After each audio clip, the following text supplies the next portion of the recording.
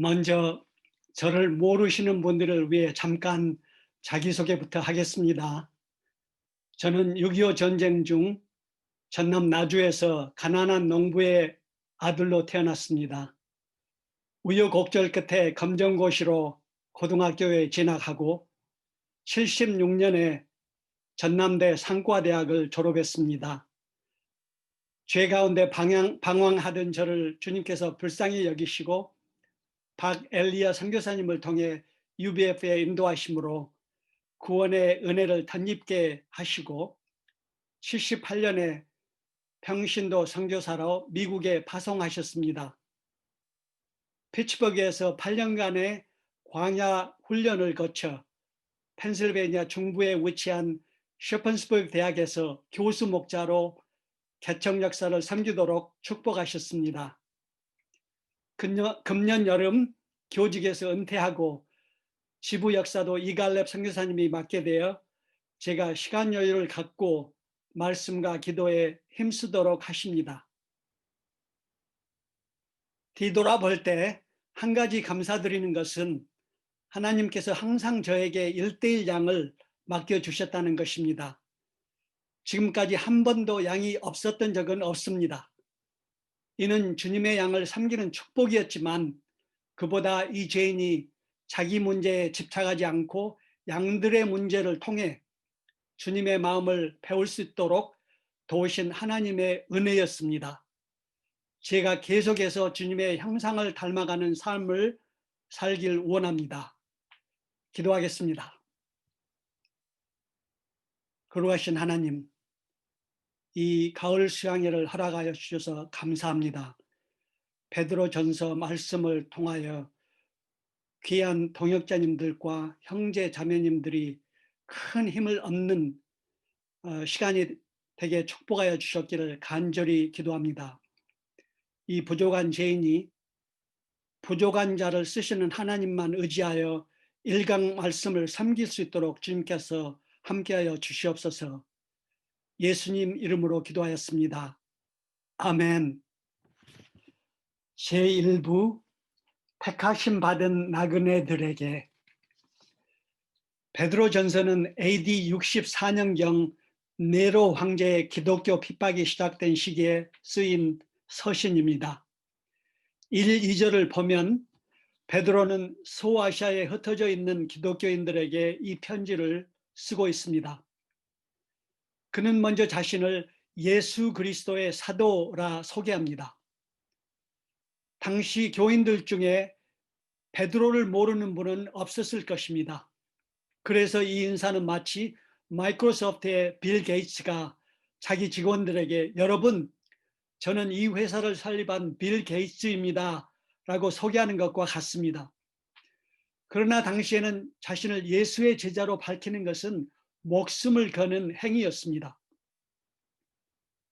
베드로는 예수님이 체포되시던 날 밤 요정 앞에서 3번이나 주님을 부인했던 아픈 기억이 있었습니다.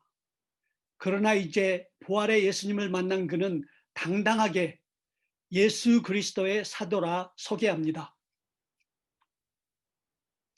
저는 은퇴하기 전에 매 학기 강의 첫날에 학생들에게 제가 기독교인임을 밝히고 나에겐 성경 말씀이 경제학보다 더 중요하다고 말했습니다.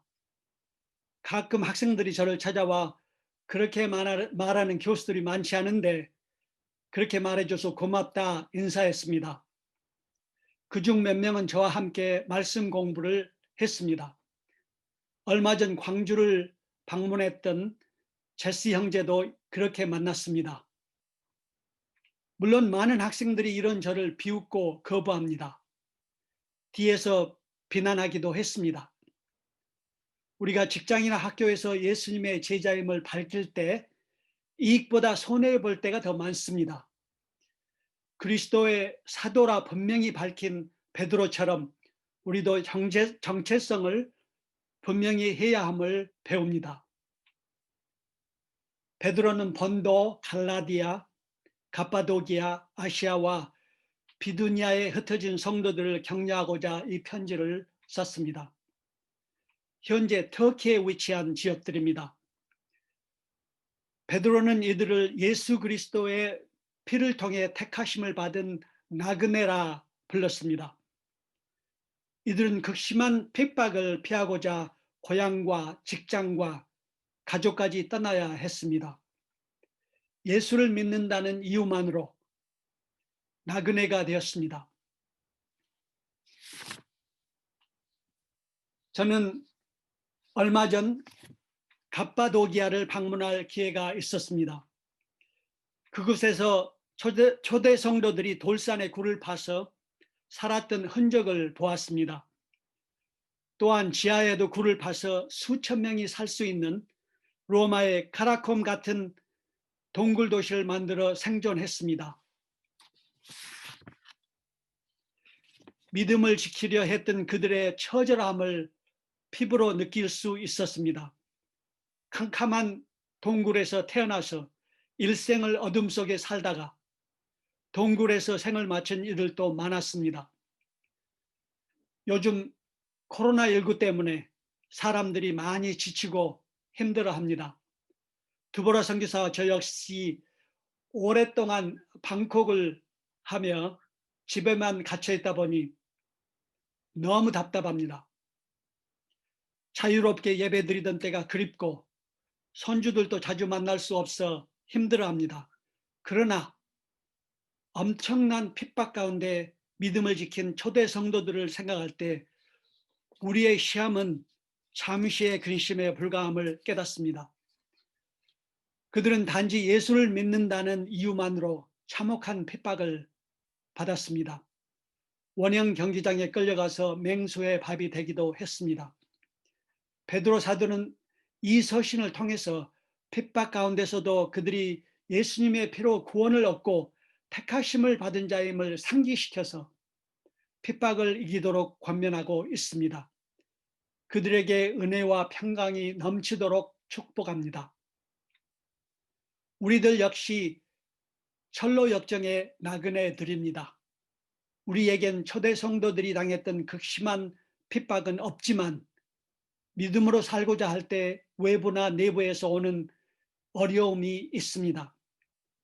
오늘 말씀을 통해 우리가 주님 오실 날까지 어떻게 하면 승리하는 삶을 살 수 있는지 생각해보는 시간이 되기를 간절히 기도합니다. 제2부 산소망이 있게 하시며, 다 같이 요절 말씀 3절을 읽겠습니다. 우리 주 예수 그리스도의 아버지 하나님을 찬송하리로다. 그의 많으신 긍휼대로 예수 그리스도를 죽은 자 가운데서 부활하게 하심으로 말미암아 우리를 거듭나게 하사 산 소망이 있게 하시며, 사람은 희망 없이는 살기 힘듭니다. 희망은 우리에게 산소와도 같습니다. 희망 없는 인생은 사는 게 아니라 단지 존재할 뿐입니다. 그래서 어떤 사람들은 삶의 희망이 안 보일 때 극단적 선택을 하기도 합니다. 한국은 OECD 국가 중 자살률이 1위라 합니다. 저는 이 통계를 접할 때마다 슬픈 생각이 듭니다. 희망이 없이 사는 것은 슬픈 일입니다. 물론 대부분 사람들은 많은 희망이 있습니다.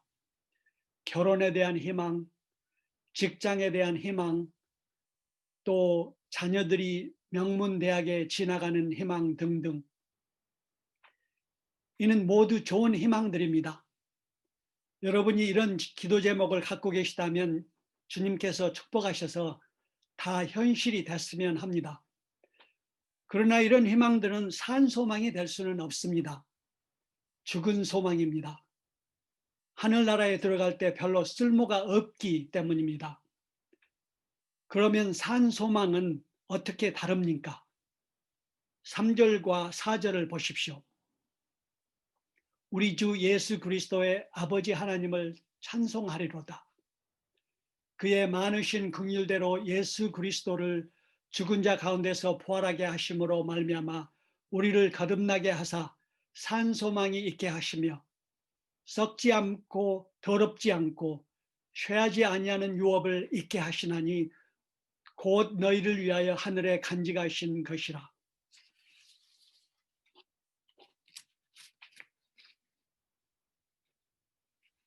첫째, 산소망은 하나님께서 주십니다.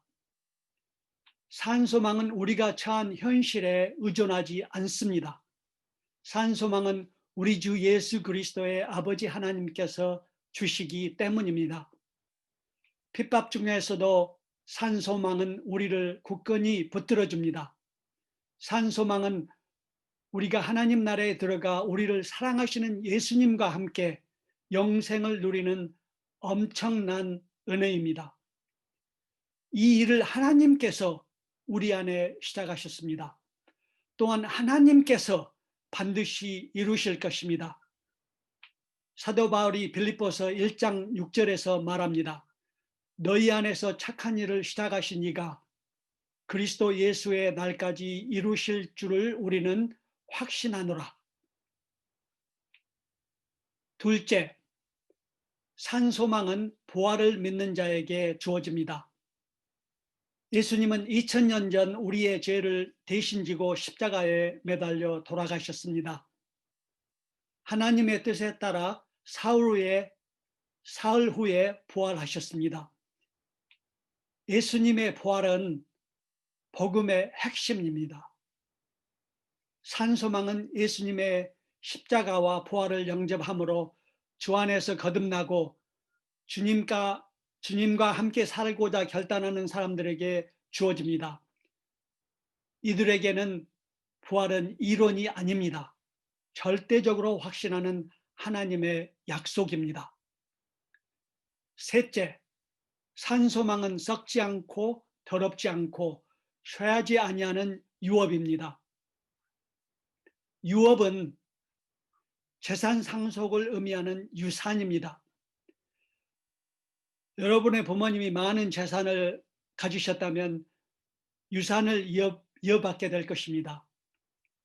그러나 이런 유산은 영적 유산보다는 못합니다. 로또에 당선되어 행복한 삶을 사는 사람은 거의 없는 듯 합니다. 유산 상속자들도 마찬가지입니다. 재벌가인 금호가 형제들도 싸우고 한진가 형제들도 싸웁니다. 행복에서 싸우는 것 같지 않습니다. 무엇보다 이 세상의 재물 가운데 썩지 않고 더럽지 않고 쇠하지 아니하는 것은 없습니다.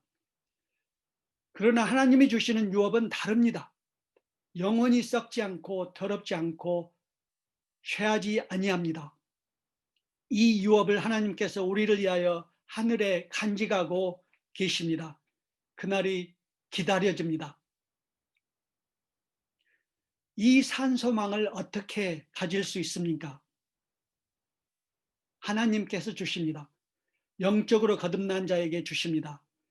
십자가와 부활을 확신하는 자들입니다. 7절에서 사도 베드로는 이런 믿음의 확실함은 불로 연단하여도 없어질 금보다 더 귀하다 했습니다. 믿는 자들은 예수님께서 재림하실 때 칭찬과 영광과 존귀를 얻게 될 것이라 했습니다. 이 산소망이 있기 때문에 시험과 연단 가운데서도 기뻐한다고 했습니다. 믿음의 결국 곧 영혼의 구원을 위하여 크게 기뻐합니다. 이 구원에 대하여 이사야, 예레미야 같은 선지자들이 하늘로부터 계시를 받고 우리에게 미리 알려주었습니다. 천사들도 살펴보기를 원하는 일이었습니다. 금년 2월에 미국 경제는 60년 만에 최저치 실업률을 기록했습니다. 저는 졸업반 학생들에게 너희들은 취직 걱정은 안 해도 될 행운아들이다 라고 축하했습니다.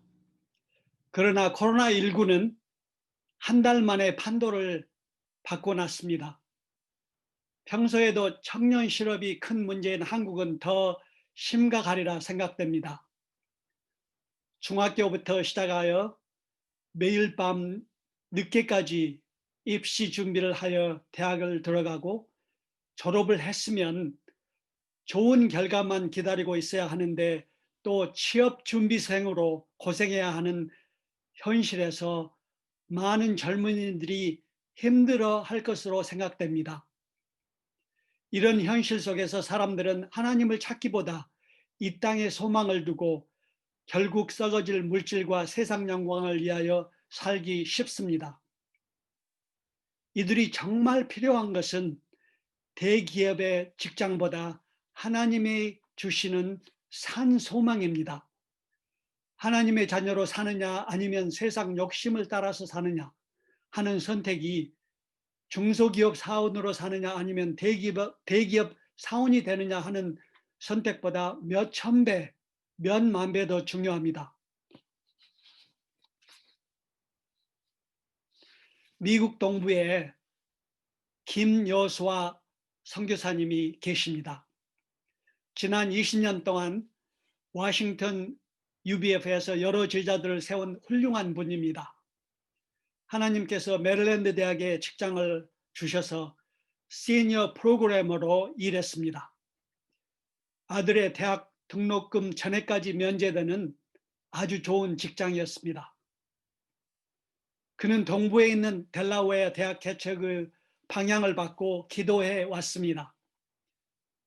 그곳에 비슷한 직장을 얻고자 많은 취업 원서를 보냈지만 번번이 거절당했습니다. 금년 초에 기도 중에 그는 정말 하나님의 방향을 순종하려면 아무 일자리라도 찾아야 한다는 마음이 들었습니다. 그래서 신입 자리에 원서를 냈더니 바로 채용되었습니다. 봉급은 깎이고 아들은 등록금을 내야 하는 자리입니다. 그러나 그의 가족은 한 달 전 델라웨어로 이사를 했습니다. 그리고 2주 전에는 첫 양을 얻었습니다. 세상 사람들은 이런 그의 결정을 이해하지 못합니다. 모두들 승진을 위해 안간힘을 쓰는 마당에 이 선교사님은 이상한 길을 택했습니다. 왜 이런 선택을 했습니까? 하늘나라에 산 소망이 있기 때문입니다. 예수께서 말씀하셨습니다. 하늘나라는 마치 밭에 감추인 보화와 같으니 사람이 이를 발견한 후 숨겨두고 기뻐하며 돌아가서 자기의 소유를 다 팔아 그 밭을 사느니라. 마태복음 13장 44절 말씀입니다. 저는 광주 UBF의 많은 리더들이 얼마나 헌신적으로 주님 역사를 섬기시는지 잘 알고 있습니다. 코로나19의 어려운 상황 가운데서도 마음을 바쳐 기도하고 피싱하고 1:1 양들을 돕고 수양회가 있으면 소감 쓰기, 비디오 제작 등 많은 시간과 노력을 드립니다. 하나님의 눈에 너무나 아름다운 역사입니다. 그러나 가끔은 지칠 때도 있을 것입니다. 특히 양들의 반응이 실망스러울 때 모든 것이 헛수고가 아닌가 하는 생각이 들 때도 있을 것입니다. 그러나 절대로 헛수고가 아닙니다. 산 소망이 있기 때문입니다. 예수님이 재림하시는 날 주님께서 잘하였도다 착하고 충성된 종아 하시며 맞아주실 것이기 때문입니다. 사실 저는 광주 형제자매님들의 기도 때문에 살아남은 자입니다.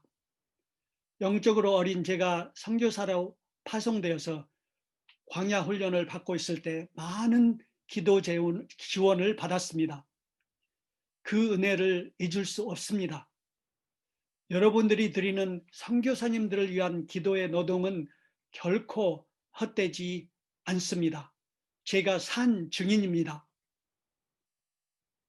저는 느헤미야 목사님께서 이 메시지를 섬기도록 전화하셨을 때 광주 출신의 말씀의 종들이 얼마나 많은데 왜 부족한 저에게 맡기시는지 물었습니다.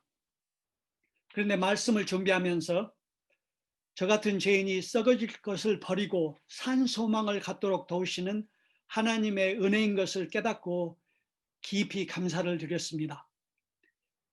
이 땅에서의 우리의 삶은 장차 천국에서의 삶을 준비하는 예행 연습입니다.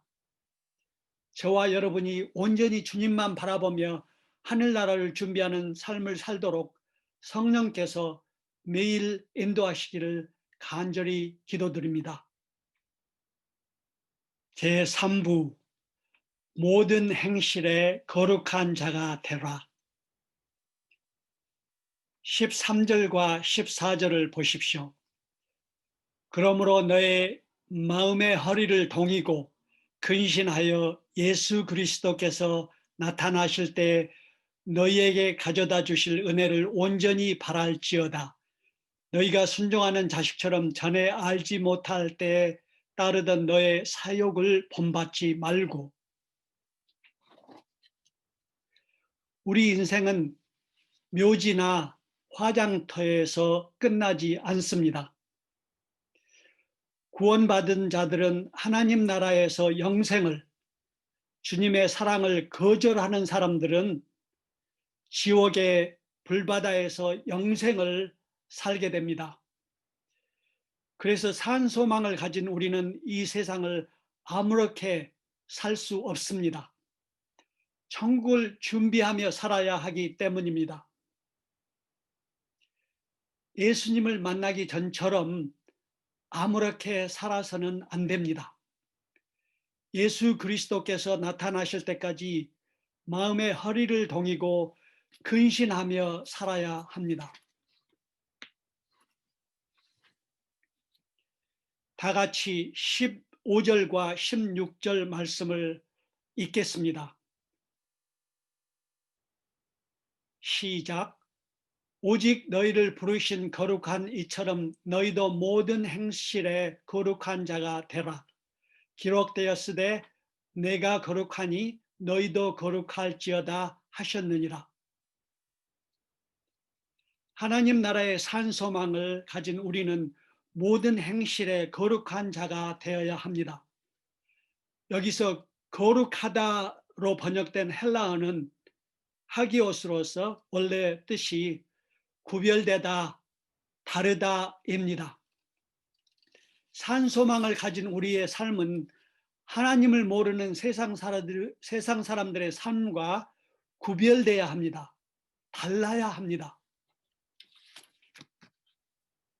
내가 거룩하니 너희도 거룩할지어다. 이 말씀은 레위기서에 반복되는 요절 말씀입니다.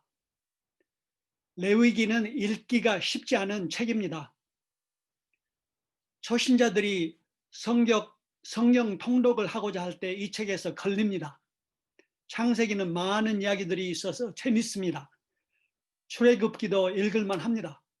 그런데 율법으로 가득한 레위기서에 이르면 이게 무슨 책인가 합니다. 사법고시 준비생도 아니고 은혜 시대에 사는 우리가 이런 재미없는 책을 꼭 읽어야 하는 생각이 듭니다. 그러나 레위기서는 아주 중요한 책입니다. 유대인들은 자녀들에게 토라, 즉 모세의 오경 가운데서 레위기서를 가장 먼저 가르친다 합니다. 레위기서가 하나님의 거룩한 백성이 되는 지침서가 되기 때문입니다. 저는 지난 몇 년간 미국 동부 선교사님들과 함께 이 책을 2차례 공부할 수 있는 기회가 있었습니다. 한 선교사님은 만일 자기가 무인도로 유배가게 되어 딱 3권의 책만 가져갈 수 있다면 레위기서가 그중 하나일 거라고 말했습니다. 왜 레위기서인지 제가 물었습니다. 복음서, 로마서, 창세기와 같은 책들이 많은데 그는 레위기서 페이지마다 예수님이 보이기 때문이라 말했습니다. 또 어떤 목사님은 레위기서를 10년 공부한 후에 하나님의 마음을 알게 되었다고 간증했습니다. 저 역시 내가 거룩하니 너희도 거룩할지어다 말씀이 감동으로 다가왔습니다. 우리 생활의 세세한 것까지 관심을 갖고자 하시는 하나님의 마음이 느껴졌기 때문입니다. 율법으로 우리를 얽매고자 하심이 아니라 우리와 깊은 관계를 갖고 항상 동행하시기를 원하시는 하나님의 마음입니다. 우리에게 일어나는 작은 일까지도 관심을 가지시고 우리가 매 순간 그를 의지하는 자녀들이 되길 원하시는 하나님의 마음입니다. 내가 거룩하니 너희도 거룩할지어다. 제 귀에는 이 말씀이 내가 사랑하니 너희도 사랑할지어다 라고 들려왔습니다. 바리새인들은 이런 하나님의 마음을 이해하기보다는 율법 지키는 데만 매달렸습니다. 반면 사도 바울은 하나님의 마음을 알았는 듯 이렇게 권면합니다. 그런즉 너희가 먹든지 마시든지 무엇을 하든지 다 하나님의 영광을 위하여 하라. 거룩한 삶을 산다는 것은 세상을 따르지 않고 하나님의 말씀에 따라 하나님과 동행하는 삶입니다. 하나님을 사랑하고 우리 이웃을 사랑하는 삶입니다. 베드로도 22절에서 말합니다. 너희가 진리를 순종함으로 너의 영혼을 깨끗하게 하여 거짓이 없이 형제를 사랑하기에 이르렀으니 마음으로 뜨겁게 서로 사랑하라. 저는 한국 드라마 시청을 끊은 지 몇 년 됐지만 그 중독성을 잘 알고 있습니다. 저의 미국 양중에도 한국 드라마에 빠진 사람이 있었습니다. 얼마 전에 보고 있어도 보고 싶은 그대라는 드라마가 있었다 들었습니다. 노래인지도 모르겠습니다. 서양인들이 이해하기 힘든 타이틀이지만 사랑에 빠진 젊은이들의 감성을 잘 표현한 것 같이 보입니다. 늘 같이 시간을 보내고 싶고 이유 없이 무엇을 주고 싶고 매일 사랑한다고 말하고 싶은 그런 마음입니다. 하나님께서도 우리를 이렇게 사랑하시지 않나 생각됩니다. 보고 있어도 보고 싶어 하십니다. 또 우리가 이렇게 사랑하기를 원하십니다. 어떤 저자는 사랑에는 5가지의 언어가 있다 했습니다. 저는 요즘 드보라 선교사에게 매일 사랑해 하고 고백하고자 힘쓰고 있습니다. 하나님은 우리가 어떤 언어로 우리의 사랑을 표현하기를 원하실까요? 예수님께서 말씀하셨습니다. 너희가 나를 사랑하면 나의 계명을 지키리라. 말씀에 기초한 순종입니다. 주님의 말씀은 생명의 말씀입니다. 베드로는 23절에서 말합니다. 너희가 거듭난 것은 썩어질 씨로 된 것이 아니요 썩지 아니할 씨로 된 것이니 살아있고 항상 있는 하나님의 말씀으로 되었느니라. 우리는 하나님의 말씀을 통해 예수님을 믿음으로 거듭났습니다. UBF 역사는 하나님의 말씀이 중심인 역사입니다. 우리의 이름을 보면 한중간에 성경이 있습니다. 성경 말씀은 우리의 DNA입니다. 줄기세포입니다. 24절과 25절을 보십시오. 그러므로 모든 육체는 풀과 같고 그 모든 영광은 풀의 꽃과 같으니 풀은 마르고 꽃은 떨어지되 오직 주의 말씀은 세세토록 있도다 하였으니 너에게 전한 복음이 곧 이 말씀이니라. 하나님께서 주의 말씀으로 매일 매 순간 저희를 붙들어 주시고 우리 역사를 축복하심을 감사 찬양합니다. 이 말세에 사는 우리는 산 소망이 있습니다. 이 소망은 하나님의 말씀을 믿는 믿음으로 우리에게 주어졌습니다. 우리의 구원은 예수님의 피로 주어졌습니다. 우리의 행함에 의한 것이 아닙니다. 오직 흠없고 점없는 어린 양 같은 그리스도의 보배로운 피로 된 것입니다. 성경대로 그리스도께서 우리 죄를 위하여 죽으시고 성경대로 사흘 만에 살아나신 것을 믿습니다. 그를 죽은 자 가운데 살리시고 영광을 주신 하나님을 믿습니다. 또한 하나님의 때에 심판의 주로 재림하실 것을 확신합니다. 때문에 우리는 이 세상에서 나그네로 살지만 외모로 보시지 않고 각 사람의 행위대로 심판하시는 그분을 기다리며 두려움으로 지내야 합니다. 김형석 교수는 그의 저서 100년을 살아보니에서 고생을 하면서도 사랑하는 삶이 가장 행복한 삶이라 했습니다. 저 역시 70년 가까이 살아보니 이 땅에 소망을 두고 사는 게 얼마나 부질없는 삶인지 깨닫게 됩니다. 나이가 들어가니 한 가지 좋은 것은 부러움이 없어진 것입니다. 전에는 부러운 사람이 많았습니다. 돈 잘 버는 사람, 높은 지위에 있는 사람, 명문대 나온 사람, 잘생긴 사람도 부러웠습니다. 그러나 지금은 별로 부럽지 않습니다. 정말 부러운 사람은 하나님을 사랑하며 하늘나라에 소망을 두고 묵묵히 살아가는 믿음의 사람입니다. 박엘리아 선교사님, 김여수아 선교사님 같은 분입니다.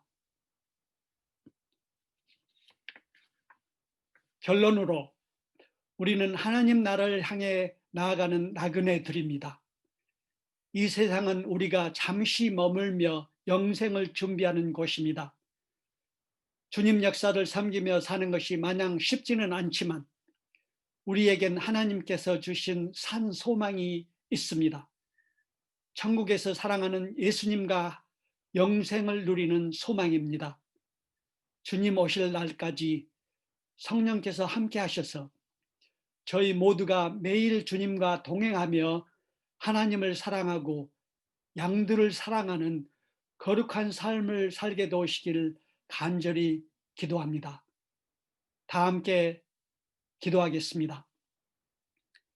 거룩하신 주님, 산 소망을 주셔서 감사합니다. 저희가 주님 오실 날까지 이 소망을 붙들고 승리하는 삶을 살게 도와주시옵소서. 이 수양회를 주님께서 끝까지 축복하시고 성령께서 함께 하셔서 저희 심령에 한마디 말씀을 허락하시길 간절히 기도드립니다. 예수님 이름으로 기도드렸습니다. 아멘.